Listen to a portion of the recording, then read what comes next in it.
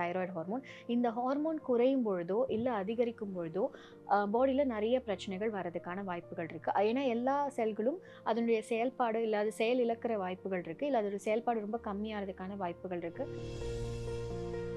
Pregnant ஆகிறது delay ஆகிறதுக்கான வாய்ப்புகள் இருக்குது. ஏன்னா கருமுட்டையோட குவாலிட்டி கம்மியாகும், கருமுட்டை கரெக்டான நாட்களில் ரிலீஸ் ஆகாது. ஸோ அவர்கள் ரெகுலராக ட்ரை பண்ணாலும் இம்மீடியட்டாக கன்சீவ் ஆக முடியாமல் போகிறதுக்கான வாய்ப்புகள் இருக்குது. ஸோ இந்த மாதிரி பிரச்சனைகள் இருக்கிறதுனால கண்டிப்பாக அவங்க ஃபேமிலியில் யாருக்கா தைராய்டு ப்ராப்ளம் இருந்திருக்கு, இப்போ அம்மாக்கோ இல்லை அக்காக்கோ இல்லை அத்தைக்கோ இந்த மாதிரி தைராய்டு பிரச்சனைகள் இருந்தால், அதாவது தாய்ப்பால் கொடுக்கும் பொழுது நிறைய பெண்களுக்கு பீரியட்ஸ் இர்ரெகுலராக வர்றதுக்கான வாய்ப்புகள் இருக்குது. ஆனால் அந்த காலகட்டத்திலையும் முக்கியமாக கவனிக்க வேண்டியது கண்டிப்பாக ப்ரெக்னென்ட் ஆகிறதுக்கு வாய்ப்புகள் இருக்குது. இதில் 20 நாட்கள் ப்ளீடிங் ஆகுதுன்னா முதல்ல அதுவே ஒரு அப்நார்மலான விஷயம். அப்படி 20 நாட்கள் ப்ளீடிங் இருக்கக்கூடாது. அப்படி இருந்தால் ஏதாவது ஹார்மோன் பிரச்சனைகள் இருக்கிறதுக்கான வாய்ப்புகள் இருக்குது. ஸோ அந்த 20 நாட்களுமே கம்மியாக ப்ளீடிங் இருக்குது. இப்போ கம்மியாக ப்ளீடிங் ஆகிறது தான் அவர்களுடைய பிரச்சனை அப்படின்னா 2-3 காரணங்கள்னால யூஸ்வலாக இந்த மாதிரி ப்ளீடிங் கம்மியாகிறதுக்கான வாய்ப்புகள் இருக்குது. அடுத்தது கேட்டிருக்கேன் மேம், எனக்கு பீரியட்ஸ் அப்போ எனக்கு ப்ரௌன் கலரில் ப்ளீடிங் ஆகுது, இது ஏதாவது பிரச்சனையா அப்படின்னு கேட்டேன். அதீத வலி ஏற்படுது, இல்லை ரத்தம் ரொம்ப கட்டியாக ப்ளீடிங் ஆகிற மாதிரி இருக்குது அப்படின்ற பிரச்சனைகள் கூட சேர்ந்து இருந்தால் அதை இன்னும் நம்ம என்ன அப்படின்றத தீர விசாரிக்க வேண்டியது அவசியம். ஒருவேளை எல்லா டெஸ்ட்டும் பண்ணியிருக்காங்க. ஏன்னா சினைப்பையில் நீர்க்கட்டிகள் இருக்கும்பொழுது அவர்களுக்கு கருமுட்டைகள் சரியாக வளராது, கருமுட்டைகளோட குவாலிட்டி கம்மியாக இருக்கும், அண்ட் கருமுட்டையோட ரிலீஸ்லையும் பிரச்சனை ஏற்படுறதுக்கு வாய்ப்புகள் இருக்குது. GUVI, இந்தியாவின் தலை சிறந்த vernacular edtech brand, skilling everyone everywhere. Classmate வெற்றி நடை போடுகிறது. வணக்கம் மேம். வணக்கம் மேம், இன்னைக்கு ஃபெர்டிலிட்டி ரிலேட்டடாக கொஸ்டின்ஸ் நிறையா கேட்டிருக்காங்க. ஸோ அதை பற்றி தான் கேட்க போகிறேன். மேம், நாங்கள் ப்ரெக்னென்சிக்கு பிளான் பண்ணுறோம், பட் எனக்கு தைராய்டு இஷ்யூ இருக்குது.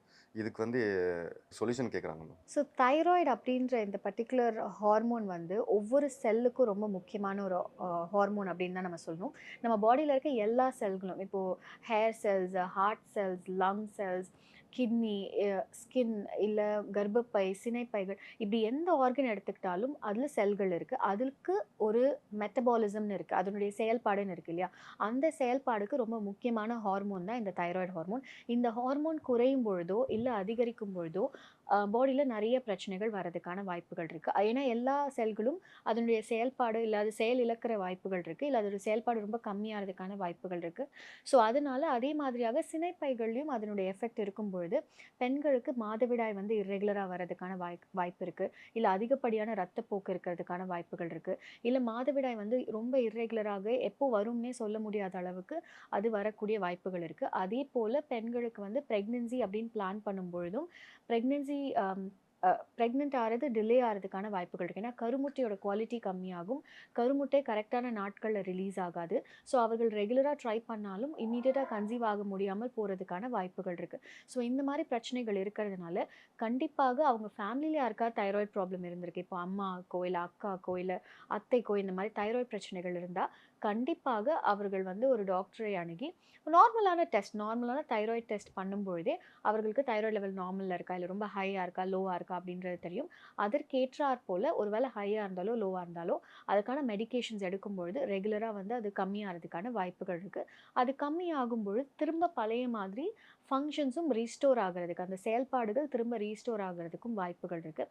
அதற்கு பின்னாடி அவங்க ப்ரெக்னென்சி பிளான் பண்ணும்பொழுது ப்ரெக்னென்ட் ஆகிறதும் ஈஸியாக இருக்கும், ப்ரெக்னென்சிலையும் பல காம்ப்ளிகேஷன் வராமல் இருக்கிறதுக்கான வாய்ப்புகள் இருக்குது. ஏன்னா சில மாதங்கள், முதல் 3 இல்லை 4 மாதங்கள் ப்ரெக்னென்சிலையும் கூட ஒரு கருவோட வளர்ச்சி, கருவோடைய ஆரோக்கியம், இது எல்லாமே தைராய்டு ஹார்மோனால் கண்ட்ரோல் பண்ணப்படுது. ஸோ தைராய்டு ரொம்ப ஹையாக இருக்கும்பொழுது அவர்களுக்கு அபார்ஷன்ஸ் ஏற்படுறதுக்கான வாய்ப்புகள் இருக்குது, இல்லை குழந்தையோட வளர்ச்சியில் சில பாதிப்புகள் ஏற்படுறதுக்கான வாய்ப்புகள் இருக்குது, ப்ளீடிங் ஏற்படுறதுக்கான வாய்ப்புகள் இருக்குது. ஸோ இதை கரெக்டாக கண்ட்ரோலில் வைக்க வேண்டியது ரொம்ப ரொம்ப அவசியம்.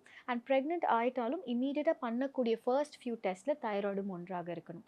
ஸோ இதுதான் தைராய்டோட முக்கியத்துவம். மேம், அடுத்தது கேட்டிருக்காங்க, என்னோட பீரியட் டிலே ஆகிட்டே இருக்குது. அது அட் த சேம் டைம் நான் என்னோட ஃபர்ஸ்ட் பேபிக்கு ஃபீட் பண்ணிட்டு இருக்கேன். ஸோ இப்போ செகண்ட் பேபிக்கு பாசிபிள் இருக்கா அப்படின்னு கேட்டிருக்காங்க மேம். ஸோ இப்போ ஒரு முதல் குழந்தை இப்போ தான் அவங்க பெற்றெடுத்திருக்காங்க, அவங்க தாய்ப்பால் கொடுத்துட்டு இருக்காங்க அப்படின்ற பட்சத்தில் பிரெஸ்ட் ஃபீடிங் டைமில் கண்டிப்பாக ஒரு லாக்டேஷனல் ஆமெனோரியா அப்படின்னு சொல்லுவோம். அதாவது தாய்ப்பால் கொடுக்கும் பொழுது பீரியட் மற்ற ஹார்மோனோட சுழற்சியில் வர மாற்றங்கள்னால அவர்களுக்கு கரெக்டாக ரெகுலராக பீரியட் பீரியட் வரணுன்ற அவசியம் கிடையாது.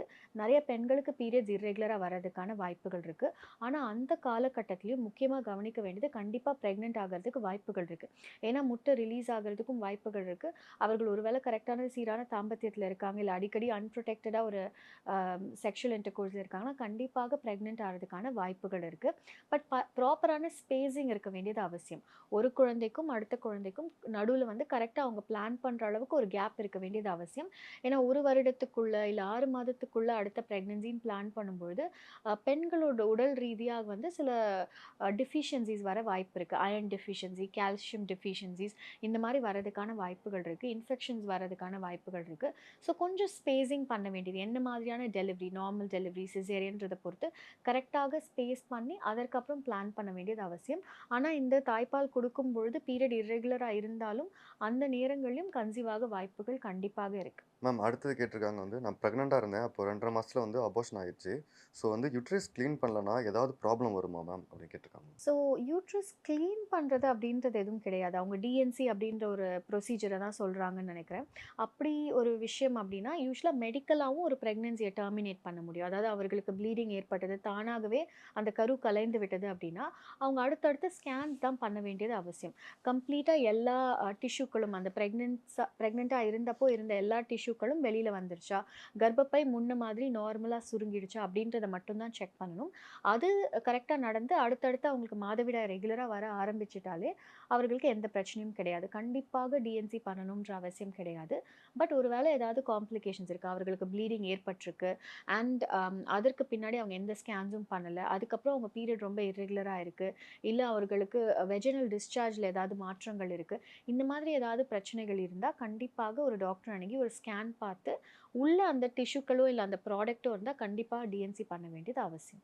மேம் அடுத்தது கேட்டிருக்காங்க எனக்கு வந்து 20 நாளா வந்து ப்ளீடிங் வந்து கம்மியாக 1 ட்ராப் அளவுக்கு தான் வருது.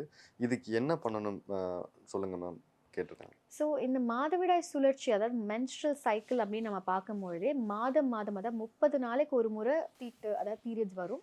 அந்த பீரியட்ஸ் வந்து 3 இல்லைருந்து 5 நாட்கள் வரைக்கும் ப்ளீடிங் இருக்கிறதுக்கான வாய்ப்புகள் இருக்குது. சில பேருக்கு 7 நாட்கள் வரைக்கும் கூட இருக்கலாம். இது வந்து நார்மல். இதில் வந்து 20 நாட்கள் ப்ளீடிங் ஆகுதுன்னா முதல்ல அதுவே ஒரு அப்நார்மலான விஷயம். அப்படி 20 நாட்கள் ப்ளீடிங் இருக்கக்கூடாது. அப்படி இருந்தால் ஏதாவது ஹார்மோன் பிரச்சனைகள் இருக்கிறதுக்கான வாய்ப்புகள் இருக்குது. ஸோ அந்த 20 நாட்களுமே கம்மியாக ப்ளீடிங் இருக்குது. இப்போ கம்மியாக ப்ளீடிங் ஆகிறது தான் அவர்களுடைய பிரச்சனை அப்படின்னா 2-3 காரணங்கள்னால யூஸ்வலாக இந்த மாதிரி ப்ளீடிங் கம்மியாகிறதுக்கான வாய்ப்புகள் இருக்குது. ஒன்று வந்து ஒரு வேளை அவர்களுக்கு நீர்க்கட்டி போன்ற பிரச்சனைகள், அதாவது பாலிசிஸ்டிக் ஒவேரியன் சிண்ட்ரோம்னு சொல்லுவோம், இல்லை சினைப்பை நீர்க்கட்டிகள், இந்த மாதிரி பிரச்சனை இருக்கும்போது ஆண் ஹார்மோன் லெவல் அதிகரிக்கும் பொழுது அவர்களுக்கு பீரியடில் ஒரு இர்ரெகுலாரிட்டி ஏற்படும். அதே மாதிரி ப்ளீடிங்கும் கம்மியாக படுறதுக்கான வாய்ப்புகள் இருக்குது. சில பெண்களுக்கு ரொம்ப திக்கான நீர்க்கட்டிகள் இருக்கும்போது ரொம்ப அதிகப்படியான ரத்தப்போக்கு இருக்கிறதுக்கும் வாய்ப்புகள் இருக்குது. இன்னொன்று வந்து சில பெண்களுக்கு ஆஃப்டர் தி ஏஜ் ஆஃப் 35 வயதிற்கு பிறகு அவர்களுக்கு ப்ளீடிங்கோட அந்த நாட்கள் கம்மியாயிடும், அந்த ஃப்ளோவும் கம்மியாகிறதுக்கான வாய்ப்புகள் இருக்குது. ஏன்னா வயதின் காரணமாக, ஹார்மோனின் காரணமாக அவர்களுக்கு ரத்தப்போக்கும் கம்மியாகும், முட்டைகளோட எண்ணிக்கையும் கம்மியாகிறதுனால அவர்களுக்கு அந்த ப்ளீடிங்கும் கம்மியாகிறதுக்கான வாய்ப்புகள் இருக்குது.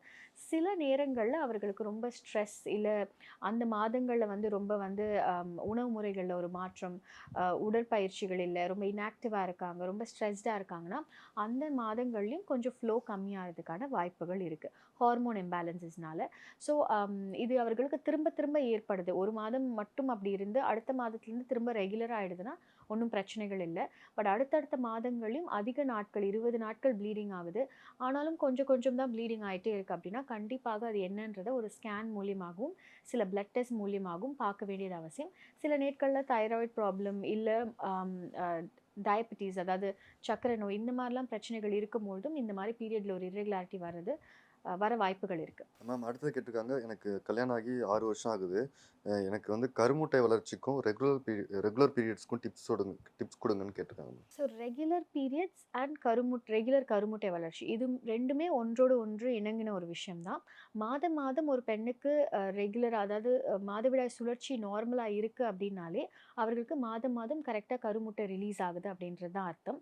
ஒருவேளை அவர்களுக்கு வந்து 45 நாட்களுக்கு ஒரு முறை இல்லை 60 நாட்களுக்கு ஒரு முறை தான் பீரியட் வருது, மாதவிடாய் வருது, டிலே இருக்குது அப்படின்னா அப்போ கருமுட்டை ரிலீஸ் ஆகிறதுலையோ இல்லை கருமுட்டையோட குவாலிட்டிலையோ பிரச்சனைகளுக்கு இருக்கிறதுக்கான வாய்ப்புகள் இருக்குது. இதற்கான காரணங்கள்னு பார்க்கும்போது அகெயின் நீர்க்கட்டிகள், அதாவது சினைப்பை நீர்க்கட்டிகளோ, இல்லை எண்டோமெட்ரியோசிஸோ, இல்லை மற்ற ஹார்மோன் ப்ராப்ளமாகவோ, தைராய்டு போன்ற ஹார்மோன் ப்ராப்ளமாகவோ இருக்கிறதுக்கான வாய்ப்புகள் இருக்குது. அப்படி இருக்கும் பொழுது முதல்ல செய்ய வேண்டிய விஷயம், டிப்ஸ் அப்படின்னு சொல்லும்போது, முதல்ல உங்களோட ஹைட்டுக்கு ஏற்ற வெயிட் இருக்க வேண்டியது ரொம்ப ரொம்ப அவசியம். பிஎம்ஐ அப்படின்னு சொல்லுவோம், பாடி மாஸ் இண்டெக்ஸ் அப்படின்னு. ஸோ அதுலேருந்து உங்கள் உடல் பருமன் அதிகமாக இருந்தாலோ, திடீர்னு அதிகமாக இருந்தாலோ, இல்லை ரொம்ப கம்மியாக இருந்தாலோ இந்த மாதிரி பிரச்சனைகள் வரதுக்கான வாய்ப்புகள் இருக்குது. ஸோ முதல்ல வந்து அதற்கான எக்ஸசைஸ், ஏதாவது ஒரு type of exercise, high intensity exercises பண்ண வேண்டியது அவசியம். அது ரெகுலராக பண்ணும் பொழுது அவர்களோட ஹைட்டுக்கு ஏற்ற வெயிட் அவங்க வர வேண்டியது முதல் முக்கியமான விஷயம். அதுலேயும் உணவு முறைக்கான மாற்றங்கள், உணவு முறைகள் நம்ம சொல்லும்போது புரதச்சத்து அதிகமாக இருக்க உணவுகள், நார்ச்சத்து அதிகமாக இருக்க உணவுகள், so high protein, high fibre இருக்க டயட் எடுத்துக்கொள்ள வேண்டியது அவசியம். அதே போல் வந்து அவர்கள் ஒருவேளை இப்போ ஆக்டிவாக இல்லை, ரொம்ப வந்து அவங்களோட ஒர்க்கே வந்து ஒரு உட்கார்ந்து வேலை பார்க்குறது தான், ரொம்ப செடென்ட்ரியான ஒரு லைஃப் ஸ்டைல் அப்படின்ற பட்சத்தில் கொஞ்சம் ஆக்டிவாக அவங்க எக்ஸசைசஸ், ஏதாவது ஒரு டைப் ஆஃப் உடற்பயிற்சி பண்ண வேண்டியது அவசியம். ஸோ இந்த மாதிரி பண்ணும்பொழுது கண்டிப்பாக அவர்களால் வந்து கொஞ்சம் அவங்க பீரியடையும் ரெகுலரைஸ் பண்ண முடியும். மாதம் மாதம் கருமுட்டை ரிலீஸ் ஆகிறதுலையும் எந்த பிரச்சனைகளும் இருக்காது.